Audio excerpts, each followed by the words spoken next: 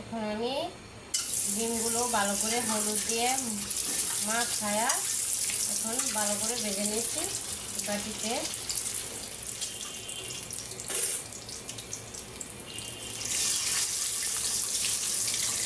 এই যে দেখেন আমার ডিমগুলো সুন্দর কালার আসছে, ভাজাও হয়ে গেছে।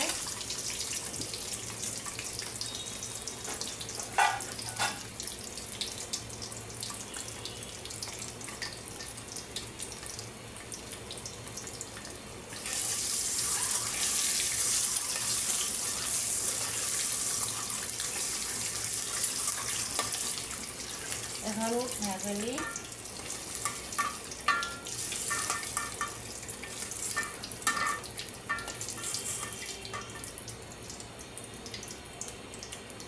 এই যে দেখেন আমি এরকম করে ডিমগুলো ভালো করে ভেজে নিলাম। এখন আমি পেঁয়াজ দিয়ে দেব, পেঁয়াজ একটু বেশি করে দিব।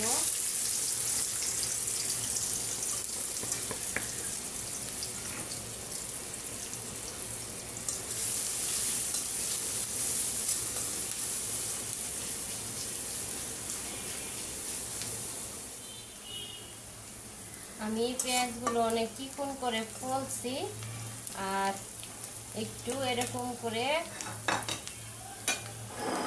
বাছি। এখন আমি আদা রসুন দিব।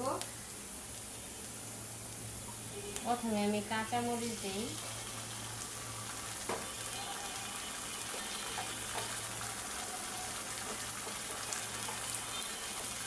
এখন আমি আদা রসুন দিই, দেখেন কি পরিমাণ দিলাম। এখন আমি এটা ভালো করে একটু কষায় নেব।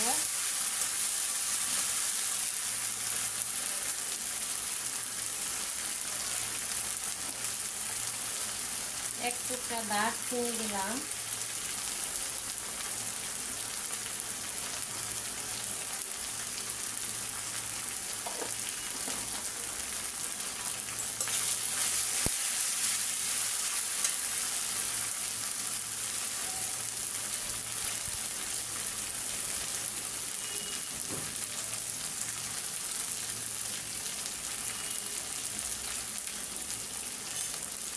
একটা আমি এরকম করে কাটা দিব।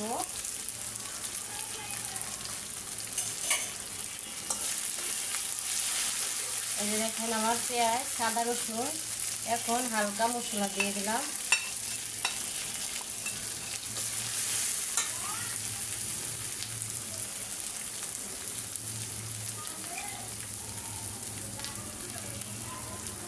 এখন আমি অল্প পানি দিয়ে দেব মশলাটা ভালো করে কষানোর জন্য।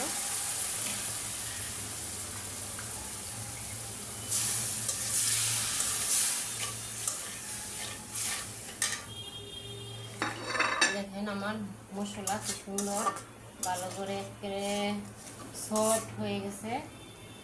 ডিম বোনার জন্য মশলা পারফেক্ট হয়েছে।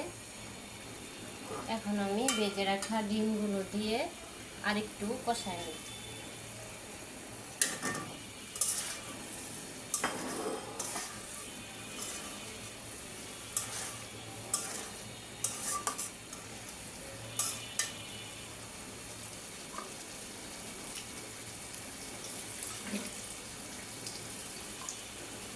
বেশি পানি দিব না ডিম বোনাতে, আর অল্প একটু পানি দিয়ে দিব ফ্রিজ দিয়ে।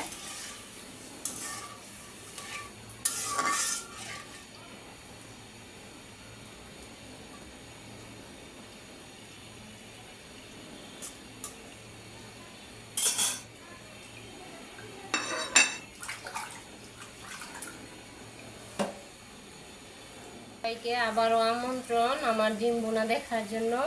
এই যে দেখেন আমার ডিম বোনা কত সুন্দর কালার আসছে।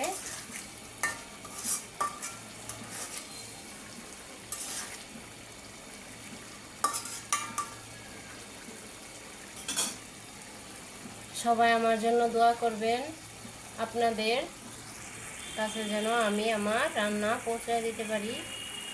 আল্লাহ হাফেজ।